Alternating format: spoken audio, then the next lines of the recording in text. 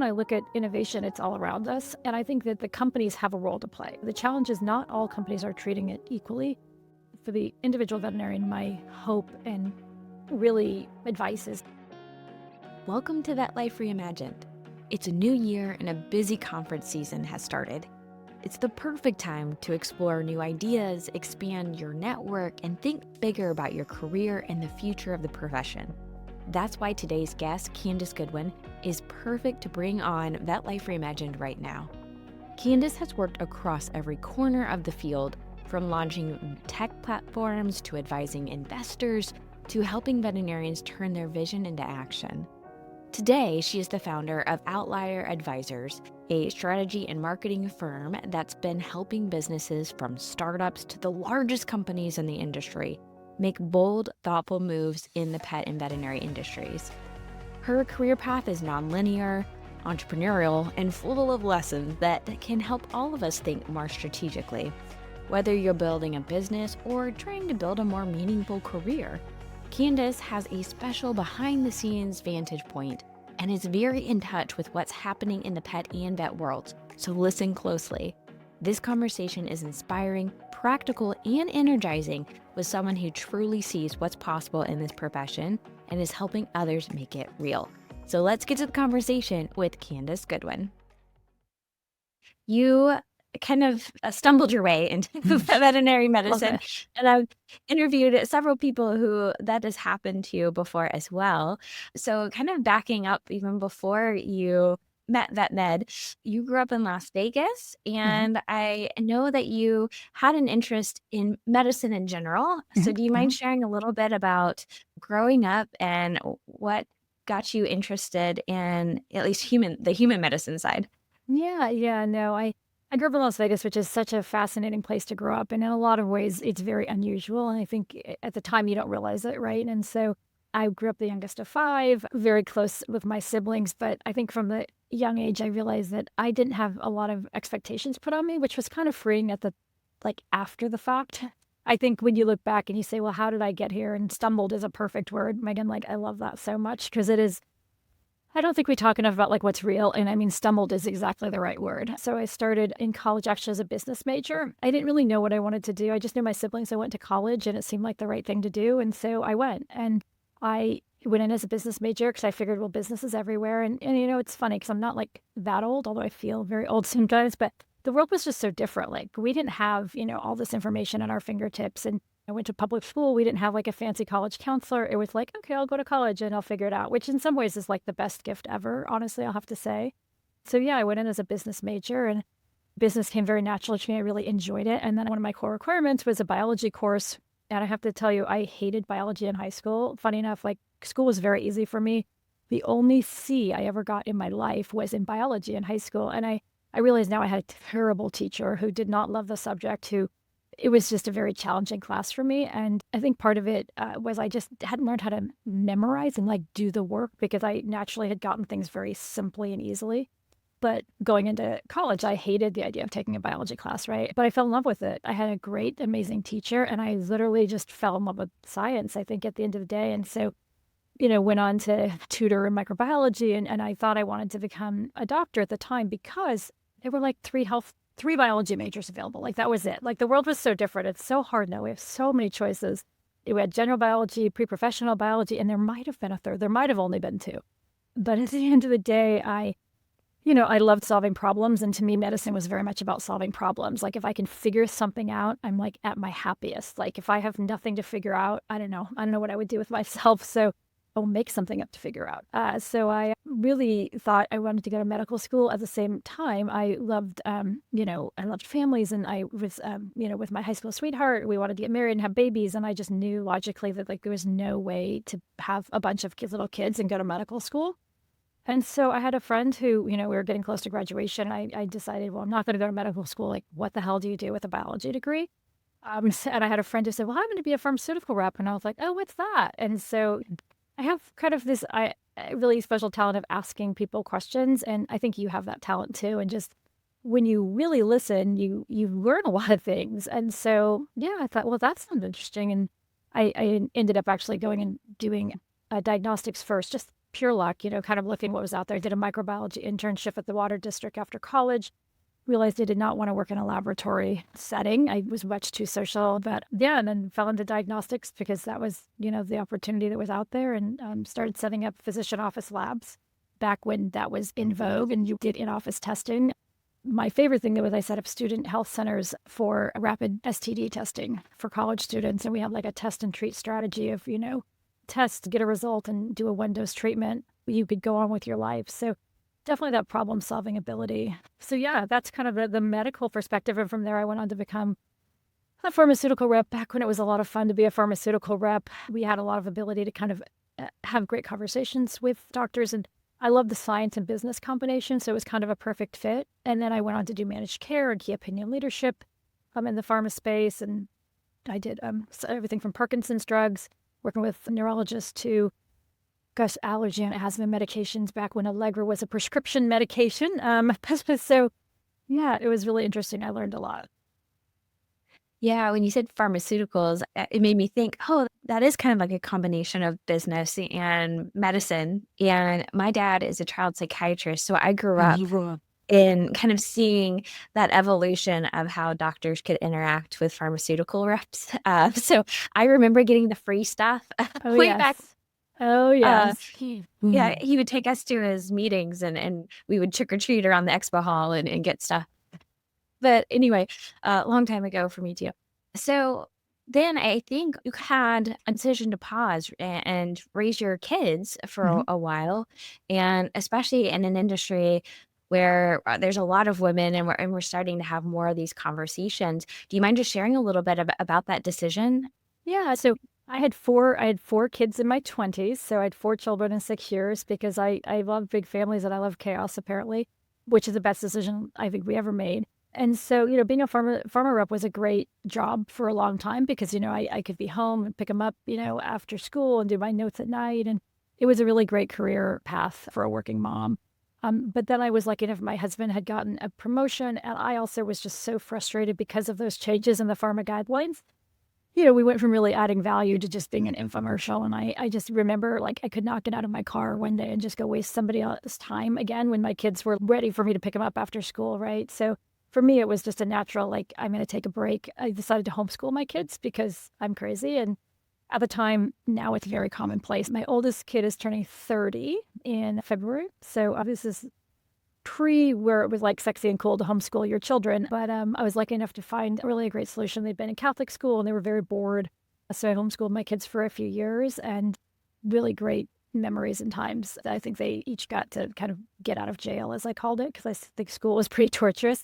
So my husband was in construction at the time, and we had kind of the recession happen, and in Vegas, it was definitely impacted more than other parts of the country, and I just had to go back to work financially, and so I didn't wanna go back into pharma, and started taking a look around, like, what were these transferable skills that I had learned, and I was lucky enough to fall into animal health, literally stumble into it. I went to work for Innovation Plow before we were Merck Animal Health, and all of those lessons I had learned early days in pharma were now applicable to animal health because, of course, we didn't have any of those same constraints.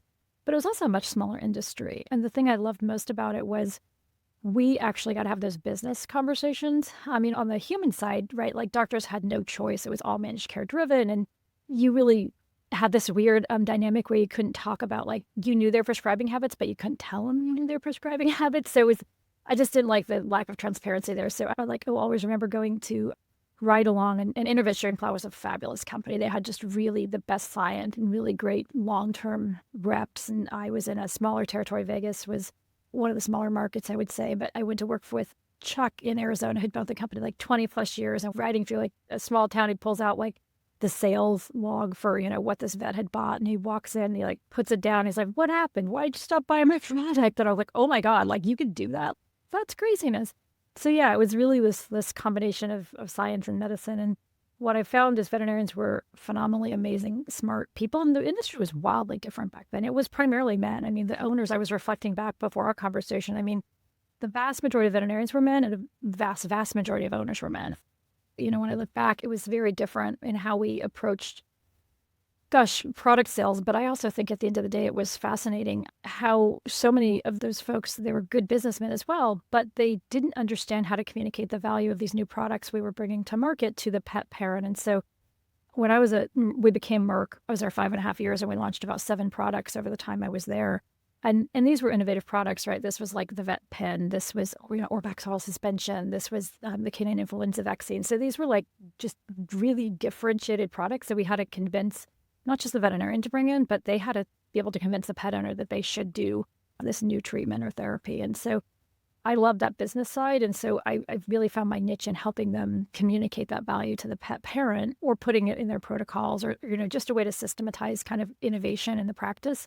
And I got a lot of really joy out of that, quite frankly, because there was nothing better than seeing, a canine influenza vaccine. At the time, it was, really a scary disease. And it was great when veterinarians kind of decided that they were going to protect pets under their care with that. So, I think this is a skill that you've completely mastered, that, the ability to communicate the value of something. Like, you have to do this in so many ways now, understanding the veterinary perspective, understanding the pet owner perspective, understanding like the business perspective, and you have to like communicate all across those intersections.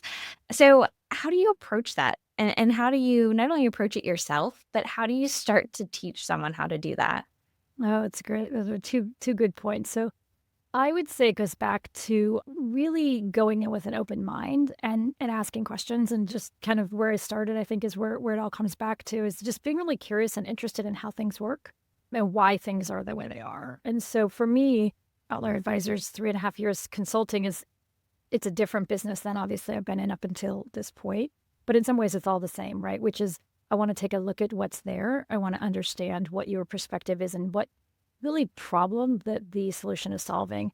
There's a framework called Jobs to be Done that I just love. It's Clayton Christensen, Harvard Business Review, but it gets at the core of why people do the things they do.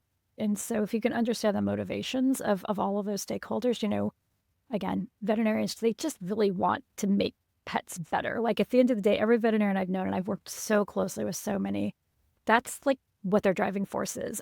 Pet parents, they just want them to feel better. And then you sometimes have this great product or solution and they get lost in the science. I'll say for a consulting firm, that's the number one thing. We love working with really smart people who have the best products, but the best products don't usually win because if you focus on the product and you're not understanding like the need of why a veterinarian would want to use that and the need of why a pet parent would love to pay for that, then you're never going to get that innovation into the market. And so it's don't go off preconceived notions, like keep an open mind and just ask questions, but then ask the fourth question. I think people sometimes they ask a question and they stop and they go, okay, well, it's going to be rude if I ask that next question, but it's not going to be rude if you're curious and really interested. And then, taking the time to tie that back to what you already know. And for veterinarians particularly, I think is that trusting yourself that you can figure things out, that like that's really what got you here. Mm. So for you personally, I'm sure that's one of the things that you used as a characteristic to go through this career path. I mean, you've been able to work with so many different companies, and some of that is with Merck. They, I think, acquired a few businesses and all sorts of things that kind of happened. But, what were some of the things that you were learning personally, maybe like what you were interested in doing well in, but also learning about the environment you found yourself in of animal health? Yeah, Merck was a great company and it still is a great company. I was very lucky. We're a pretty small organization. It was a small industry back then. And I learned a lot of great lessons. I think one of the best lessons I learned early on was working with distributors. Back in the industry, back when I started in distribution ruled the world, we had a home again microchip. So we had to sell direct our home again microchip, which was actually really a great product to sell in. But I'll never forget one of my distributor reps. I made the mistake of like sending an email about a promotion or something and having all of their names on the email, right? And I had 2 distributor reps who lived in town and they were like legends. And I never will forget Mary saying, let me just tell you, if you ever send an email to me with Liz's name on it again, I will not ever work with you. And that was important to her, right? And so I learned that I better start asking one questions about how things work. So that was just one pivotal moment, I think. But I had many, I was lucky enough to move up to corporate and national accounts within about a year. And again, I got to know a Russo who was like a legend in the industry, and we had a lot of conferences in Las Vegas, and I lived in Las Vegas, and I just said, "Hey, how can I help you? Like, let me schlep your stuff, send it to my house, I'll set up the booth," with no expectations. I mean, literally, I just wanted to learn and understand and be in the room. And so when they opened up a second position, it was a natural fit. I knew the job. I had already had relationships internally. That gave me an opportunity to just learn so much. There was only two of us at Merck. There were only about five national account managers in the country. And so I got a chance to lead all of the emerging groups for Merck, which was everybody except for VC and Banfield. And so again, I just got a chance to like go and learn and understand. And I love being the new kid. I just love asking questions and trying to figure it out. And so yeah, I got a chance to lead buying groups, and then I managed distribution and did, part of the global launch team for Perfecto. And so I think for me, it's just showing up and asking questions and adding value, and things kind of unlock from there. And then taking a chance. So I left Merck to go to work for Vets First Choice, which was an account that I managed as well for Merck. And I got to know the team there very well and really believed in what they were doing. And so a lot of my career has just really been showing up and having people give me the opportunity to figure things out. And if you let me figure things out, I'm going to do it as good as anybody else. I hope better, but I think that's really my sweet spot is when people, put me in a position and given me the control and power to tell us what needs to happen here. That's really my sweet spot. I also sometimes really love being the new person, or some people laugh at this, but like being the dumbest person in the room. Because Mhm. you can be like, I'm the new kid. I'm going to ask all these questions. And honestly, for the most part, I have found that people actually like that. They like being able to share what they know. Mhm. And they appreciate it when people are genuinely interested in learning. And then they take it, and, it's not just like, okay, it was story time and then you do absolutely nothing with it. But when they see that like you're actually putting this into action, it's really rewarding for other people.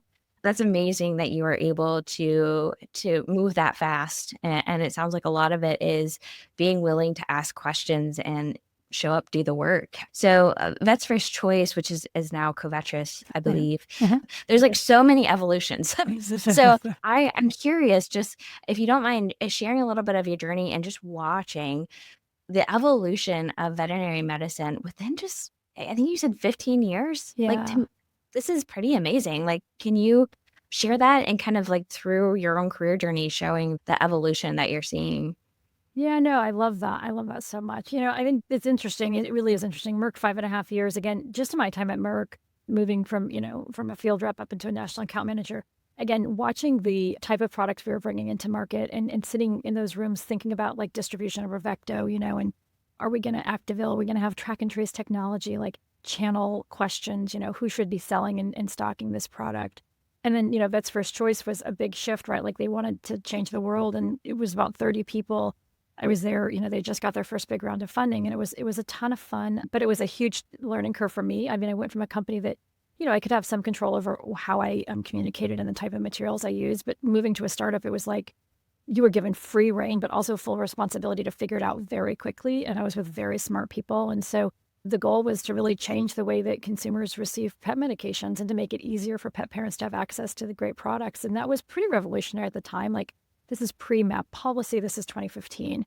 And so when I look at the evolution of the industry, even just getting manufacturers to like work with us was challenging. And so I led the corporate account strategy and, really build out, as well as kind of working with the manufacturers to help them understand what was happening. Pet meds, 1-800 Pet Meds was the big threat at the time. And, I remember my corporate pitch decks to corporate groups around like, hey, pet meds is the enemy, which is so funny because now we have Chewy, which Chewy's obviously 1,000 times better at what they do than early companies were out there. When I looked at the shift, the things we were bringing to the market, people were not ready for. I mean, it was like revolutionary, this idea of like, oh, we're going to cannibalize our pharmacy. We sell everything. People trust us. They're going to buy, everything from us. So as I look at where we are today, obviously a material shift. And then I went to work for VIP Pet Care. VIP at the time was the largest provider of mobile veterinary services in the country. And we saw about 1 million pets a year at pop-up clinics in retailers across the country. And so again, when I looked at scale and size and the ability to kind of move to the veterinary side of the table, like that was a ton of fun. I led our e-commerce online pharmacy as well as our vendor relationships. And then we got acquired by PetIQ within about 6 months, and we went out and built the first Walmart vet clinics. So within about 3 months, we opened about 20 clinics in Walmarts across the country. And so again, how do you move very quickly to make changes and help our veterinarians who were in the offices like treat the patients in front of them? So, yeah, again, I just got a chance to kind of when things needed to be fixed, I said, hey, let me help. Let me try and figure it out. And I got a chance to go do and try a lot of things. Not all of them were successful. And many of them, unfortunately, we didn't get the runway to kind of get to market. But like the things I believed in 2019 are still true today, I think, of what pet owners want and need. I did like about 7 jobs while I was there. But I think what I would say is the theme is the same, right? Like pet owners want great solutions. They want them when and how they want them, and they want care where and how they want it as well. So whether it's in a Tractor Supply, getting your puppies vaccinated, or at one of the IQs we opened in Walmart, like I want to go in and get a sick pet pack. One of the things I was really proud of is I stood up a sick pet pack at our Walmart vet clinics. It was like $55. You could walk in, you could see a vet, you could get basic in-house diagnostics, and you get a prescription to go to the pharmacy of your choice to buy the pet medications your pet needed, and ear, skin, GI, UTI. But we could do it profitably, right? So we had to figure out ways to innovate and also keep affordability in mind. And then again, I was lucky enough to wind up at Petco pre-IPO, and Petco needed help with figuring out their pharmacy solution. They had bought Doctors Foster's and Smith, and then they had shut that down and spun up a joint venture with Express Scripts. So I had a big opportunity to go figure things out again and make it better for pet parents. And our veterinarians, too, were really central to us. Dr. Whitney Miller was my chief veterinarian when I was at Petco. And I mean, she's just an amazing veterinarian. And the same at VIP, I had Dr. Katie Flair. So, I've been lucky enough to have some really great medical knowledge on the other side as we figured out some really hard things. Yeah, and I think you have pet folk on your resume too, which also is a very innovative, creative veterinary team. You mentioned, you tried some things that worked and then tried some things that didn't. And in an interview that I've heard you on, you mentioned that one of your favorite topics to speak on is actually failure. Why is that your favorite topic to speak on in your experience? Because we don't talk about it enough. We all Yeah. see like the highlight reel of each other's lives, and it's so frustrating. It's so challenging for the younger generations, particularly, right? I really find that, especially for veterinarians and especially for the younger veterinarian, like there is a huge confidence gap and there's this huge perfectionism. If you're not a perfectionist, you're not getting to veterinary school, right? And I think that all of those things that got us there are the things that are going to hold us back the most. And so it's not just about failing, it's about learning, and it's about showing up authentically. It's okay not to be perfect, like in everything we do, right? And so it's the hardest lesson we all have to learn, but it's the humanity that draws us closer. And so, yeah, I mean, I think if you think everyone's winning in their perfect self all the time, then you're just going to feel like crap. And I don't like when people feel like crap. And all of those lessons that I've learned, and I continue to learn. God, I feel like I'm done learning. I learn every day. That's it. And I think once you get to sit down with somebody and like have a deep conversation and they understand like, wow, that's okay. Like this person has had like something go horribly wrong, and like they're here and they're smiling and life goes on. We just need more of that. I just think we need more of that in the world, quite frankly. The fear of failure is such a big one, especially in veterinary professionals, because a lot of times we feel like that failure is probably two. Sadly, this may feel about equal. Is one, we have life in our hands sometimes. The other one, I think, just the nature of our personalities is that we're going to let someone down. Uh-huh. Um, and I said, sadly, I think sometimes that feels about equal, is like death and letting people down. But that's hard, and I think both are valid concerns, right? At the same time, we're human. If we can embrace it as learning and communicate through it as much as possible. The other thing that is so interesting when I think about failure is, and I think you're a perfect person to ask this about, because again, you kind of are also at the in between veterinary pet owner and then business world, this crazy weird pet industry that seems so mysterious and siloed over here away from vet. And I think there's also a challenge, the people on the business side are also human, and they may also do things that don't work out. And we have such a challenge, again, all three groups, of trust. You even mentioned a challenge of the veterinary team conveying how much they care about the pet and the health to the pet owner. There's a disconnect there. When you are thinking about trust in all of this, what are you seeing is the best things that we can do to improve upon that? Yeah. Oh gosh, there's so much there. First of all, I think the failure in letting people down. I think at the end of the day, those are two of the most dangerous combinations. I think it's like 1 + 1 equals not just three, it equals a lot more than that. I mean, I think what that does is it makes people smaller, right? It makes people like less likely to connect with others and feel more standoffish, for lack of a better term. I think we are protective when we're in that mode, which I think is what pet owners sense, right, at the end of the day. And so I was at a conference, I don't know which one because I've been to too many, but there was a speaker on stage and they asked her about failure or something to that effect. And she said, you cannot keep all the balls in the air. You will drop balls. And I mean, you are going to drop some balls. And her point was just don't drop the glass ones, which I love because I think it's so important. Like, what is the priority? What are those glass balls in your life that you cannot drop or in your career? But the rest of them are going to fall. And like, you're going to have to laugh about it or you're going to like drive yourself nuts. And so, back to trust for me, it goes back to I think the veterinary profession, one of the challenges that I see across the board is, the way that the education system works, what the veterinary student is exposed to, and the companies that they have access to are very limited. And so at a very formative age, they see good, bad, right, wrong, black, white, which is not the world we live in. And so I think about trust, it really is about not just believing that like ivory tower medicine must be done or you are a bad person or you're a bad veterinarian because I think that's where the gap is, right? I think we have so many solutions, but so many veterinarians get, I don't want to say indoctrinated, but it's indoctrinated in some ways, right? Like very early in vet school, like if I don't do this advanced diagnostic, then I'm not doing my job. And that's not the truth, right? The truth is you need to treat the pet in front of you. And you already probably have a ton of information in your head about what this might or could be or could not be. And so to me, it's really about bringing the pet owner into that journey and talking through what their goals are, making sure that you understand and give options to pet parents, right? So trust to me is, my mother passed away and, I spent a lot of time in the hospital talking with medical staff. And I mean, the best you get out of a medical team is when you can ask genuine, thoughtful questions and they're advocates and helpers for you, right?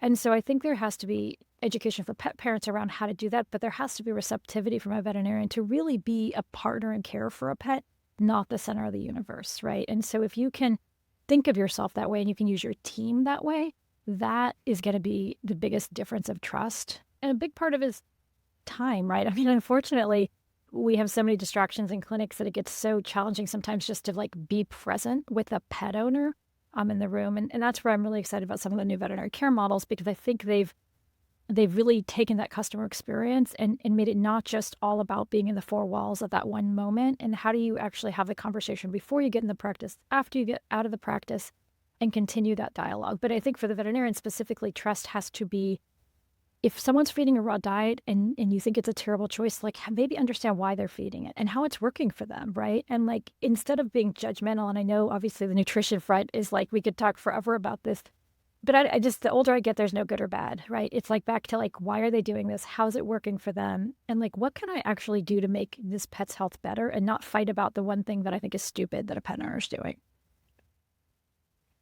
Yes, I'm so glad that we're starting to talk about that more in veterinary medicine about the leaving judgment at home. Yes, Actually, don't even yes, leave it at home. Just get rid of it. Uh, yes. no judgment. Because again, I think this is such a common theme. This is why I think this is a value word for me is just staying genuinely curious. Like ask the pet owner, not in a judgmental way, like, why are you doing Yes. that? It's like, Yes. oh, okay. So what are you liking about that? Or what were the problems that you were seeing before that? Or, trying to really put the puzzle piece together so that you can best guide the pet owner. And if you understand the problem more intimately, you're able to help with a better solution that the pet owner is also more interested to partake in, which builds that trust. And I think on the flip side too, when we're thinking about businesses creating products or services, you have to understand the challenge that you're trying to create the solution for. I think you mentioned that, right? Like you can have this amazing solution, but if you haven't taken into account everything for the person that you're trying to solve it for, it's not going to fly. It's not going to work. Yeah. Yeah. I mean, I think again, it's just I think assume good intent and show up with kindness, and I think that's the message for 2026 as well, is, how can we all just see the other human in front of us and try and help them, right? And that's what gets me up every morning. That's what I love about my business is I love helping people reach their goals, and I think understanding what that goal is, and it goes back to, what does the pet owner want for their pet? And I don't think it's not a financial barrier all the time. I loved Charisse Roth from Mars. We had a conversation about accessibility and affordability of care, and she used something that really struck with me is people have three budgets. They have a financial budget. Yes, everyone really has a financial budget. No matter how much we talk about we'd spend anything, like we can't. There's a time budget. Like, it is very hard to be a pet parent with a special needs pet or a pet with a severe anxiety. Like, there's only so much time in the day. And then there's an emotional budget. And we don't talk enough about the emotional budget. And to me, that just really nailed the point. And I think, we focus a lot on financial budgets and accessibility and affordability to care, but many times it's not the money that's the issue. And there's other ways I think we can approach those situations. What a great way of putting it too, because it made me come back to the veterinary professional, right? I think we all have that too. Yes, We all have yes, an emotional budget yes, and a time budget too, and being very mindful. And again, going back to what are the biggest priorities yes. that we need to juggle, and which ones, if they drop, it's not the end of the world. And the other thing too is you were kind of earlier, you talked about pet owners want the care they want, when they want it, where they want it, all that kind of thing. But there's not just like one pet owner that they all want the same thing. There's Yes. going to be different wants and needs. So veterinarians are trying to understand all of the different needs, listen and make sure that if they can't support that, that they can at least maybe refer them to somewhere that they can. Businesses, I think the pet industry is just it feels like it's booming a little bit. Like there's a lot of people trying to get in. You said it was such a small industry when you started. It's big. And I think there's some economy things that people, based on some data that came out, people are kind of hesitant to do some things, especially on the larger scale. But I think it also opens up more opportunity for the smaller people who can move fast and learn how to get the resources they need to create some solutions, which to me is, as someone who likes entrepreneurs, gets really excited about too. What are you seeing on the business side of things? What's kind of like the key to success that you're seeing from the pet industry side of things? Again, I love to highlight this because the vet industry doesn't always get to kind of understand that side of the equation. So what do you see when you're working with businesses of all sizes? What are kind of the keys to success to coming up with some solutions that we're going to really appreciate in the coming years? The point you made about it's about personalization, and I think it's actually about hyper personalization right now, right? People, and I get a billion newsletters this time of year from folks, and from veterinarians I love and trust, are like, here's some pet health tips. Like, no, I want to know about my Dash dog. I want to know about like how you're going to help Dash dog. I don't care about pet health. Like, nobody cares about generalities anymore. So I think the people that I'm seeing be successful on the pet side are really focused on hyper personalization, and on the retail side specifically, like there's so much data out there that people now have the ability to help understand what your needs are and feed those back to you. So hyper personalization matters. And, I go back to like even Petco days, we had different type of shoppers. We had a natural pet shopper. We had a science-based pet shopper, right? And so you're never going to move a science-based pet shopper into a natural category. It's not going to happen. But if you're talking in generalities to both as if they're just pet parents, you've missed an opportunity, right? So I think that as a society, we have less patience, we have less focus, and we want to know that you know and care about my Dash dog. It's not about a dog. It's not about a German Shorthair Pointer, but about my 4-year-old dog who loves to sleep under the covers, right? Like that ability to connect one-on-one at that level is super meaningful. And I think we're seeing more tailored solutions out of those type of opportunities. So I always say the riches are in the niches. It's like niche down and like actually figure out what's the one pain point for that one pet or pet parent. And then they will love your product or solution. Like, don't solve all the things, solve one thing and solve one real thing that I need solved right now. But I think the other is just in time or hyper fast, right? So I don't want to know all the pieces of information. Like, please don't give me like, here's your puppy's first year. I can't imagine my puppy's first day. So I want to have information and products available just when I need them. Like, it's great to let me know about them ahead of time, but don't try to give me everything. We all use bite-sized bits of information because we don't have to have it all at once. And so how do you think about, the most successful companies are breaking it down of like, right now I have a question. I need to go get that answer. Or I need to buy that product. It's no longer about, here's the 25 things you need for your puppy. So that's really where I see these products coming out that are very focused and specialized for specific need states of pets. I'm excited in the veterinary profession. Ease Vet. I just met Brandy from Ease Vet. And like, wow, I mean, talk about a really cool, amazing, differentiated business, but like there's real meat behind it, but they fully understand the customer. They fully understand the pain of that customer. But in the pet product space, the same is true. We see like Woof is one of my favorite brands. If you haven't, WOOF, they started with a popsicle, which is, kind of an elevated Kong, you could argue, but like it's so thoughtfully designed and like their marketing is like 20 minutes of peace for you, for your active pet, right? And now they've layered in like health conditions. So I think it's like kind of that reverse engineering of like jobs to be done. Like, why do I buy a toy for my dog? I buy a toy for my dog for one of two reasons: to distract him or to feel good. That's it. That's all I care about. So I think the companies services I see are really getting hyper focused on that. I was just at Pet Connect in LA and I got invited to Dog People, which is like a dog social club, which is so cool. I got a chance to go and see like their clubhouse holiday market opening, which was like so fun and amazing to see these different walks of life and people together and dog shopping. And so, again, understanding like why somebody would want to do that thing is so important. And the companies that are figuring it out really know who that someone is. And that's the most important thing, I think, at the end of the day. Do you foresee this hyper personalization getting into the veterinary clinic? Because you would think that the vet clinic knows so much about Yes. that pet. Like, why are we not optimizing?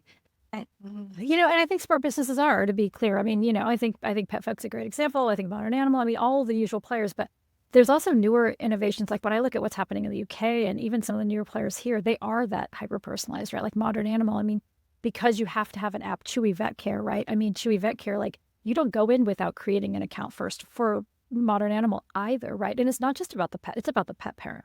Right, because it's about the pet parent. They're the ones who are deciding. It's not about if I have a bulldog or if I have a Frenchie. It's like I work all day and I want to make my dog feel good when I walk in the door. Like that's why I'm doing something, right? Like I want to feel like a good pet parent. So I think it's that focus on the pet parent, not on the pet, that the veterinarian hasn't figured out. It's fascinating, right? Because you have veterinarians know everything about the pet, right? And then you have retailers, old brick and mortar retailers. They had a challenge, right? But e-commerce giants have the ability to know the consumer, right? Like you know where I live, you know what I buy, you know all of these things.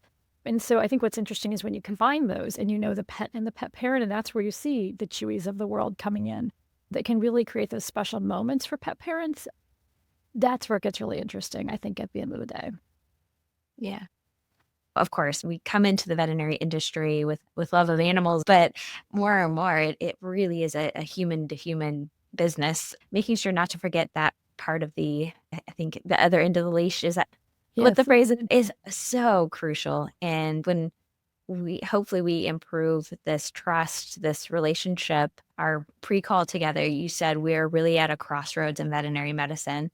And, feel free to kind of elaborate and pull this all together from that. But I really do think there's a lot of things changing. There's a lot of data.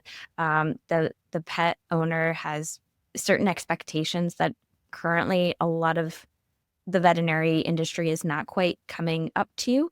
So here we are. Like, what are we going to do? How do we want to be part of pet health? Like, do we want to stay this way? Do we want to do it something differently? But yeah, just kind of summarizing the crossroads that you were thinking about. What do we have to decide here? I think there's two layers, right? Like with everything. I mean, we have the corporations, because veterinary is big business, right? I mean, there are major corporations out there that have a lot of ability to influence how we move forward. And I think there's some folks that are doing a really great job of understanding and innovating. And it's not always the startups. It's fascinating. I did a talk at that forum earlier this year, and it was around, client experience is the growth strategy, right? And I start with the thesis of like, oh, it's all the de novos. And many of them that were doing great things, but there are still gaps in what they're offering. But when I look at some of the older players like Mars as an example, like VC and Banfield, I see them continuing to innovate to meet the modern pet parents' needs, whether it's launching senior wellness plans or whether it's redoing their app to be more information available for pet owners, or changing their wellness plans to like have an affordable option, online booking. So I think when I look at innovation, it's all around us. And I think that the companies have a role to play. And I think, the challenge is not all companies are treating it equally. things like price transparency, right? Like to me, price transparency is like one of those issues I know we can solve. I mean, we will have to solve, but like people are already getting in front of it. But I think the disruptors of the de novos, there's new disruptors out there that are doing things better. Instead of like 6 clicks to book an appointment, it's 1 click, right? Like being much more truly consumer focused. And then I look at the veterinarian who's in practice. My heart goes out to the veterinarian in practice. I think that's where I have the most compassion and frustration for them right now because I think they're stuck in the middle. And I think being stuck in the middle is a sucky place to be. And that's where I think, like, how can you on a daily basis have the impact you want with the constraints of the system you work within and the employer you work for? And so I do think it's an important time to take a look. If you have flexibility in your career and where and how you want to practice medicine, like now's the time to do it. Like we're seeing a resurgence in private, individually owned practices and new business models. And there's such an innovation happening there, I think, with veterinarians that are like, I could do this better, right? And there's like the cost of entry is so low. So I think for the individual veterinarian, my hope and really advice is take a look around you. And if you're not where you want to be, figure out where you want to be. Because you can't fight City Hall is like one of my favorite sayings I tell anyone in their career. Like, you can't fight City Hall. It's great to show up and think you're going to like rage against the system. But if you work in a company you have no power, no control, and no voice, then find a different company. Like, it is that simple. Or make a company. And if you can't do that, because not everyone has that luxury or capability, like find your people and build a community of people and find other ways to bring joy into your life and meet those needs. Because I think we just have to be realistic. In 2026, like the system took a long time to build and it's going to take a long time to change. And so where and how you can have an impact, like let's do that. You can show up different every day at work. You can really ask a different question every day, but you also need your people. I love self-care, but I think it's like other care. Honestly, I think we've gotten too involved in like self-care. Like self-care is great. I can put on so much cream and put on music, but like I need to take care of someone else and we need to be part of something together that like then we feel good. So to me, we're so isolated. And so it's funny, we have so much technology at our fingertips and we've never been more alone. And so I think how can you get back with people and really not just make a difference, but like just have some fun as well. So yeah, I think it's two layered. I really do. Oh, I love that. And I feel like maybe you've taken your own advice. You started your own consulting company. And I've also heard people ask you, this was on the Veterinary Innovation podcast. And Ivan was like, I've been there. So what do you do when they don't take your advice? And you're like, well, I choose my clients wisely. Yeah.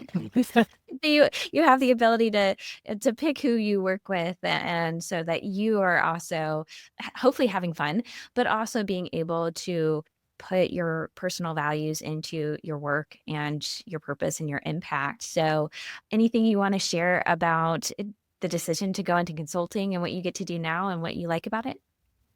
Oh gosh, yeah. Again, like everything, I stumbled into it.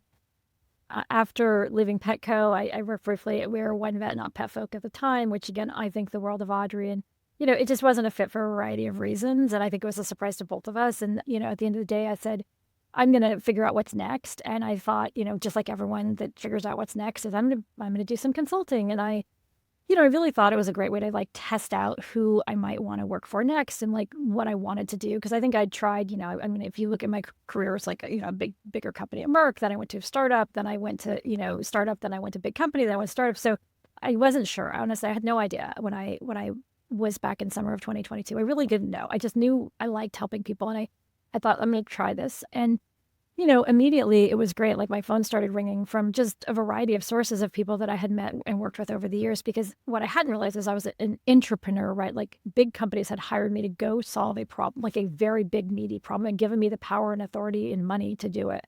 And again, not everything worked out like I shared. So all of those lessons I'd learned were so valuable for so many people. And so, yeah, some of my first clients were people that either old bosses that we didn't love each other at the end, or people that I had turned down for projects, when I was making decisions for these big companies asking for my help to figure out like, why did you turn it down? How can we fix that? So yeah, I probably about 6 months in, maybe 3 months in, I was like, wow, there's like a real business here and there's a gap in the market. And, I purposely named my company Outlier Advisors because I do think, how can we help outliers, people who, you don't have to be outside of a system to be an outlier. You just have to have a different point of view.